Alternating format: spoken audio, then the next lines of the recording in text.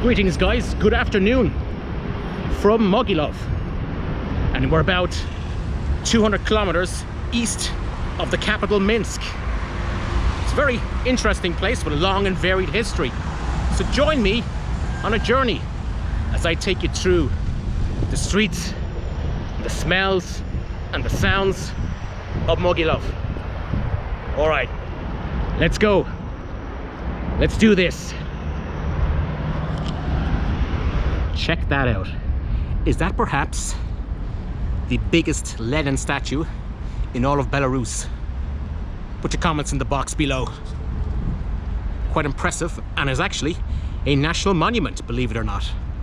And if you can see behind his head, yes, we have the coat of arms of the BSSR, the Belarusian Soviet Socialist Republic. Back in the days of the Soviet Union, they would hold their big parades here, the military, every 7th of November, Victory Day, Den Pobedi, the 1st of May, and whatnot. And the Communist Party functionaries behind me would review the soldiers and the participants on the plinth. There. Quite impressive.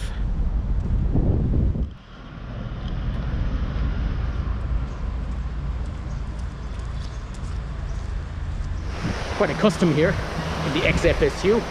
During these times of warm, hot weather, people jump in to fountains and go for a swim, like these dudes here. This here is Lenin Street, and this is actually the main hub of nightlife here in Mogilev, and it goes right over across about 2 kilometers straight ahead of me. What we have here, of course, there's an Irish pub here, the Ale House, Irlandsky pub, the Irish pub. But it's an Irish pub in name. As many Irish pubs that you go to outside of Ireland, pretty much like theme parks, they don't really resemble much of home. And right in front of me is the main nightlife, where it's all centered here in Mogilev, the Forum nightclub. And I've been reliably informed that if you're looking for a fight every weekend, this is the place to be. Wow, maybe I'll check it out.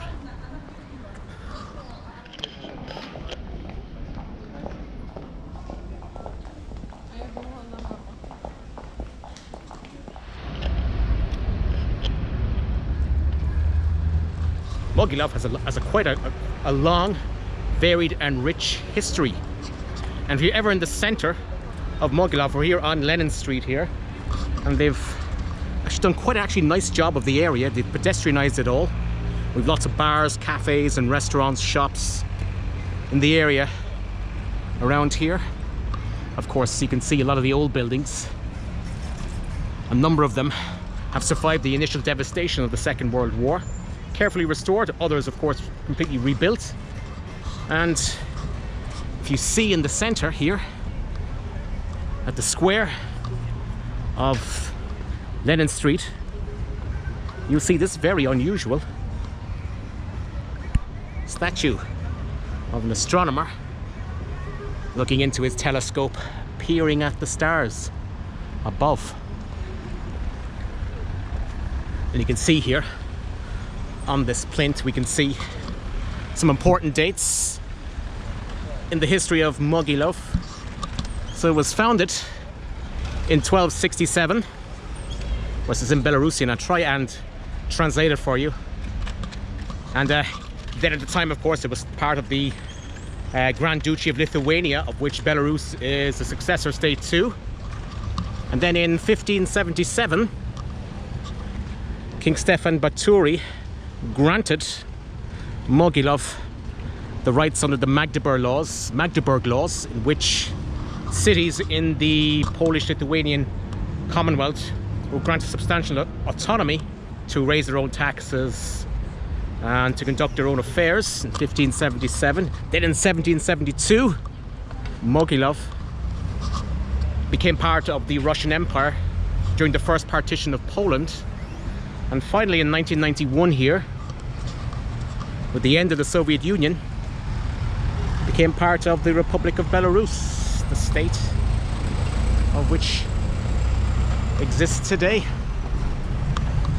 As you can see behind me, I love the old Soviet architecture.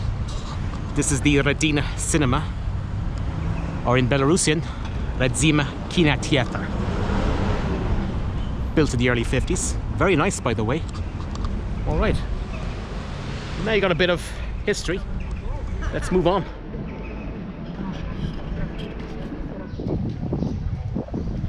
This, of course, here's the main building of the Mogilev State University.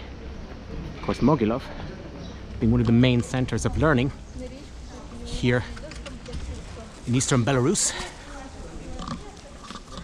And some quite famous people have actually studied in that place. Some rather famous alumni.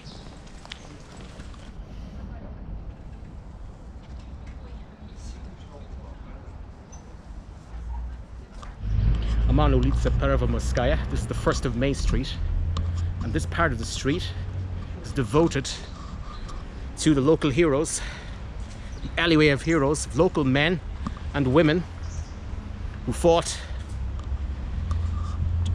during the Great Patriotic War. All of these people were awarded the hero titles of the heroes of the Soviet Union, mainly from World War II. But check this guy out here, Mr. Andrei Melnikov. This guy here actually was a Afghansi. He fought in Afghanistan. He was a local. He is still alive. He was born on the 11th of April 1968, and he served in Afghanistan between 1987 to January 1988, and he was a paratrooper. You can see from his vest. And of course he was awarded the title of Hero of the Soviet Union on the 28th of June 1988. And he said, "I held off 12 attacks over an 8-hour period, performing my task," said, "for the forces to help the forces of the Republic of Afghanistan." A very interesting guy. I wonder where he is now. Yeah. These are some more people.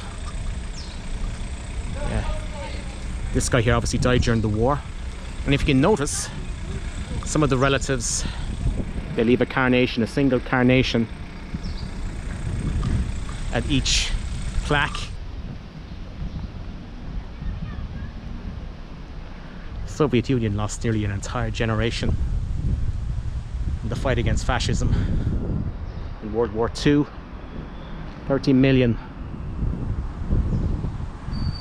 dead civilians, and these guys.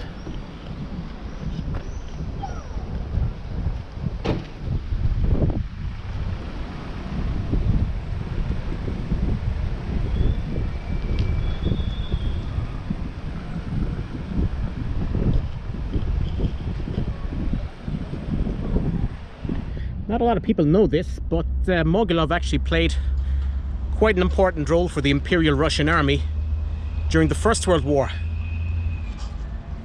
And in early 1915, the Stavka, the main command of the Imperial Russian Army, was stationed here in Mogilev. And Tsar Nicholas II was a frequent visitor to this place. Of course, the Russian army suffered catastrophic defeats earlier in 1914, in August-September, at the Battle of Tannenberg and Masurian Lakes. And from there on in, the Imperial Russian Army retreated towards Poland. They lost Warsaw, and the line stabilized. And it was here, in Mogilev, where the central command of the Imperial Russian Army was. All right, my good friend Dmitry says that I can actually go inside this tower here, climb up there, and have a look off, get a grandstand view of the city. Man, I'm counting on you to do this for me. Let's see if this place is open. Yeah, it is. Awesome. Okay.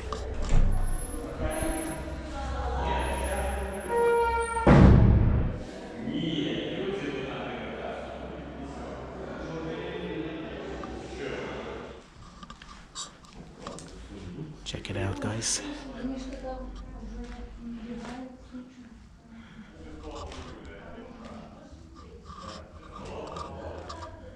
This, of course, was the old city hall. Very impressive.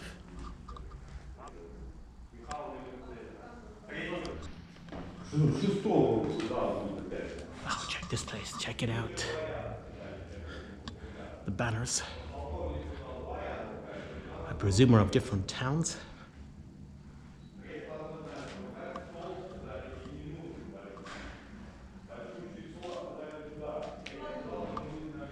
Of course, these were the rulers of the Polish-Lithuanian Confederation that Belarus was part of.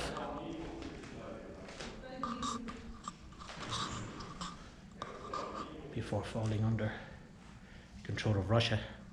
1772 was the first partition of Poland. Vladislav IV, Jan Kazimierz, and this guy here, Stanislav August Poniatowski. Check this out, check out this diorama. And this is what Mogilev looked back around the 17th century. And we can see where we are right now. This building here, this is the old part of Mogilev. Famous battle took place here in 1812 during the Napoleonic invasions of Russia. Here we have the Imperial Russian Army. And over here, the Grand Army of Napoleon.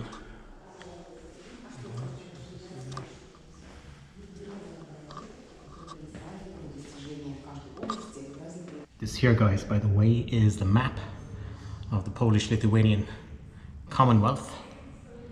Most of it, of course, was the Grand Duchy of Lithuania, and it merged with Poland to form this superpower of Europe in the 17th century. Yeah, we can see here where Kaliningrad, Königsberg as is known at the time. There's the Baltic Sea, Sweden. We're on our way up to the very top, up to the balcony. If you're afraid of heights, this is not the place to be. We're going up to the very top. Good cardio.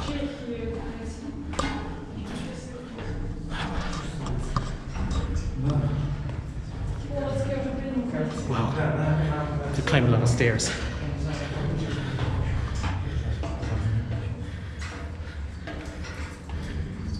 Итак, мы с вами на высоте 32 метра, и перед вами авторская работа нашего умельца, инженера в течение 7 месяцев. Это его работа под номером 6. Значит, окончательная сборка проходила на заводе «Красный металлист». В первом году бывший морпех, когда еще пришел в город, он отремонтировал самые дорогие часы нашему делу на магазине «Большой выбор». И просто уже когда... Как его зовут? Его зовут Могилев. Mogilev. Yes. И как часто они ходит? 13 дня, 8 вечера и на закате солнца. И на Новый год. Он выходил Happy New Year. Happy New Year. Спасибо. Вот.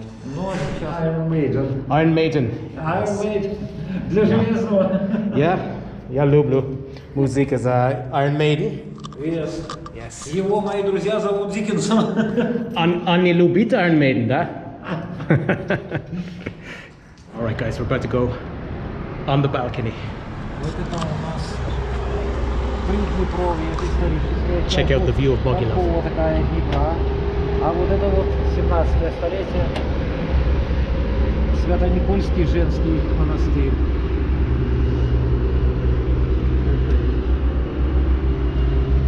Guide here, he's looking. Okay. Oops. But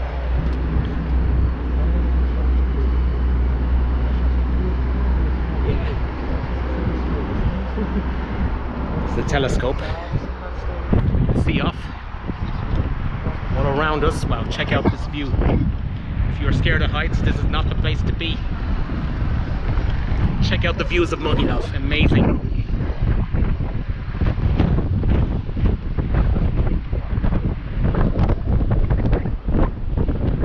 there's the mighty Dnieper River.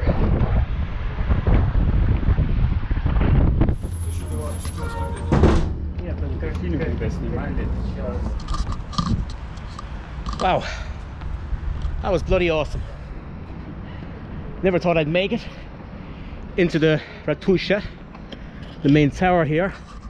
But we got right up to the very, very top, up into the clock tower above, where we had a look at the bells, and I got to meet Igor for the excursion. Awesome.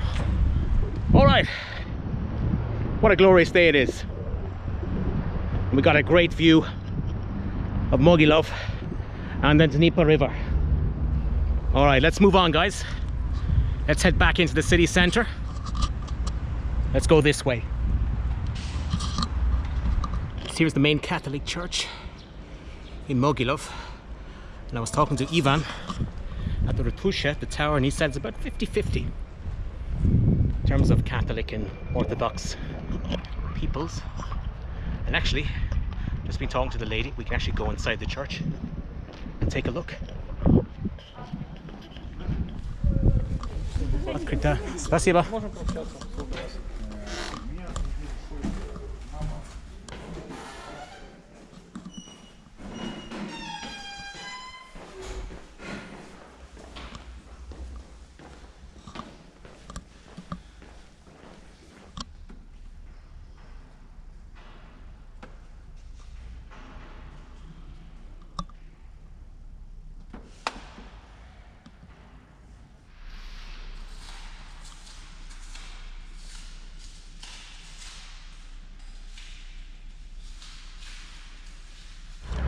Guys, no trip is complete to the provinces without a Soviet mural.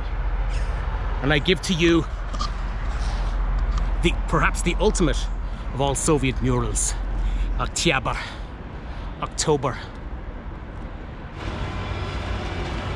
Yeah. All right, guys, we'll leave it at that. That is for me in Mogilev. So on that, I shall take you on another adventure. And as for that adventure, who knows where it's going to be. So stay tuned.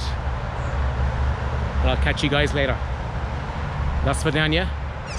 Do встречи.